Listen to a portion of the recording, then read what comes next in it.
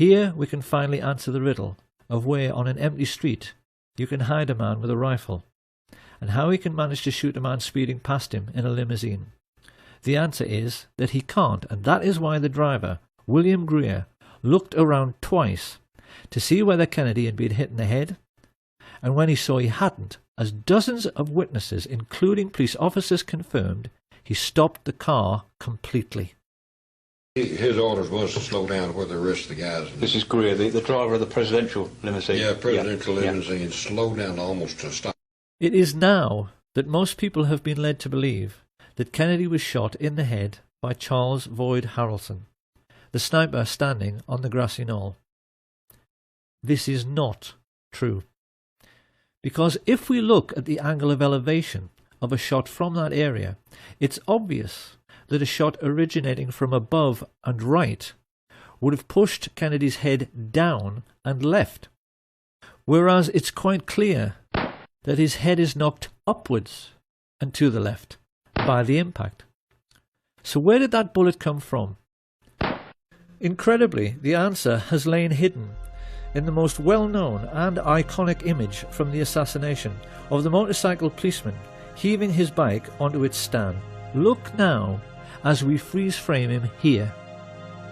This is the moment when the whole world was looking up the hill toward the man who had fired from the grassy knoll, but that is not where the police officer is looking. He is looking down into the storm drain, because that is where that shot at a stationary car came from. The shot which all of the well-known assassination witnesses described as coming from behind the picket fence missed completely and ripped up the grass at Jean Hill's feet.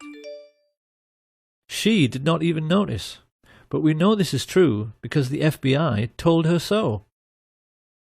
So who were the men who fired unseen from the storm drains on Elm Street? One thing we know is that they were very young and had to be brought into the conspiracy because they had to crawl into a filthy, smelly sewer, something which the older, experienced mafia assassins would never have dreamed of doing. They were basically two kids looking for excitement. The first was Curtis Laverne Crayford, also known as Larry Crayford. Formerly CIA, he had worked for Ruby at the Carousel Club, and Ruby had told everyone his name was Lee Harvey Oswald until Lee Harvey Oswald walked in. But while above ground, the world was taking pictures and running and screaming and trying to figure out what had happened, the other young man was stumbling along 400 yards of a reeking, fetid Dallas sewer pipe to emerge from this culvert. And he was not Lee Harvey Oswald, or Roscoe White, or J.D. Tippit, nor even a Cuban or Russian communist. His name was Jack Allen Lawrence.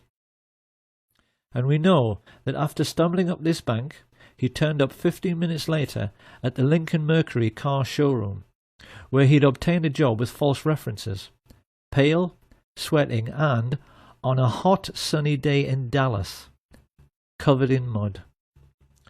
Telling his co-workers Albert Bogard and Robert Tater he had been ill that morning, he stumbled into the men's room and threw up while they, feeling his behaviour was suspicious, called the police, who made a record of the entire incident.